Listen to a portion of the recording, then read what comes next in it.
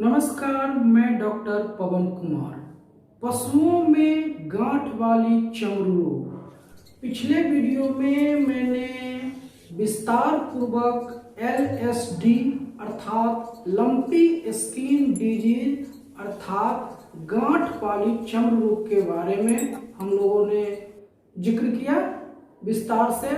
आपने इसे देखा, धन्यवाद, बहुत बहुत धन्यवाद। हमें आशा है कि आप इससे लाभान्वित हुए होंगे।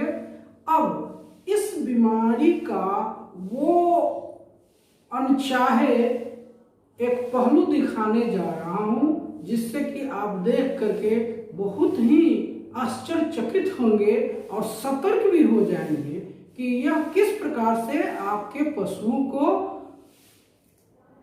प्रभावित कर रहा है, उसके दूध उत्पादन क्षमता को, उसके शारीरिक क्षमता को, उसके प्रजनन क्षमता को किस प्रकार से यह ह्रास पहुंचा रहा है।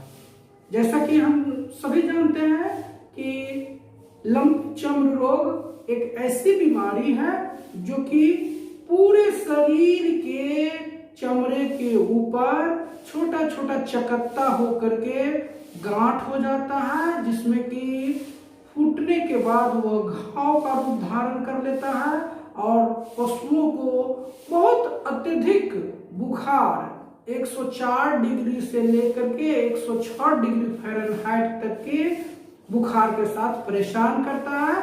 और यह बीमारी पशुओं को अपने शारीरिक क्षमता को तोड़ करके रख देता है, अर्थात पशु कमजोर हो जाती है और वह कार्य करने में असमर्थ हो जाती है। आप देखिए इसका जो सर्व प्रमुख लक्षण है वह शरीर के ऊपर गांठ बन जाना। अब एक बहुत ही महत्वपूर्ण लक्षण मैं दिखा रहा हूं, ये देखिए लिम्फ नोड, ये जो आगे गर्दन के नीचे और कुल्हा के ऊपर का जो लिम्फ नोड है, इसमें भी स्वेलिंग आ जाता है। इसे बारीकी से कुशल पशु चिकित्सक से दिखाने पर आप इसे स्पष्ट रूप से हाथों से छू करके अनुभव कर पाएंगे। एक दूसरा, यदि पशु गर्भावस्था में है और पशु को ब्याने में कुछ ही दिन बाकी हो, तो आप इसके जोनी मार्ग पर अवश्य गौर से देखें। आप पाएंगे कि वहां भी गांठ निकल गया है। हालांकि यह बहुत ही कम लेकिन भयावह रूप में दिखाई पड़ता है। यदि आपके पशु दुधारू हैं तो आप देखेंगे कि उनके थन के ऊपर, उसके अयनों में, उसके छीमी में भी छोटे छोटे गांठ निकल आते हैं, जो कि बाद में घाव का रूप धारण कर लेती है। इस प्रकार से गठर चर्म रोग पशुओं के शारीरिक क्षमता, प्रजनन क्षमता एवं दूध उत्पादन क्षमता को बहुत ही ह्रास करती है और पशुपालक बंधुओं को इससे बहुत बड़ी क्षति होती है और एक आर्थिक नुकसान सहना पड़ता है। इससे बचाव के लिए मैंने आयुर्वेदिक काढ़ा के बारे में बताए थे और पशु चिकित्सक के देखरेख में यदि बुखार हो तो बुखार का सुई, यदि सूजन हो तो सूजन का सुई और सेलेनियम का सुई अवश्य दिलवाएं। विटामिन ई का सेवन अवश्य करवाएं। इसके अतिरिक्त पशुओं को तुरंत अलग बांध करके रख दे।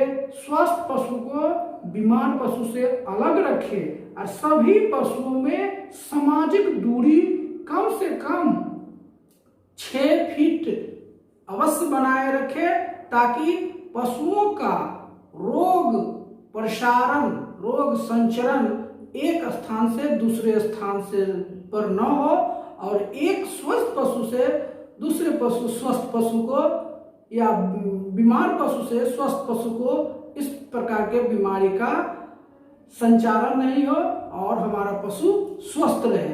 इतना करके हम अपने पशुओं को लंपी चर्म रोग से आसानी से बचा सकते हैं। इसमें जो ध्यान देने की प्रमुख बात है वह कि पहले आप जिस स्थान पर पशु को बांधते थे उस स्थान को बदल दें। दूसरे स्थान पर जहां ले जा रहे हैं पशु को वहां फिनाइल से अच्छी तरीके से साफ सुथरा कर दे। हो सके तो चूने की पुताई अवश्य कर दे। यदि पहले ही बथान में और स्थान पर पशुओं को रखना मजबूरी हो तो वहां भी चूने की पुताई करके फिनाइल की छिड़काव करके आप अपने पशुओं को लंपी चर्म रोग से गांठ वाली चर्म रोग से आप अपने पशुओं को सुरक्षित कर सकते हैं और इसको बचा सकते हैं। धन्यवाद।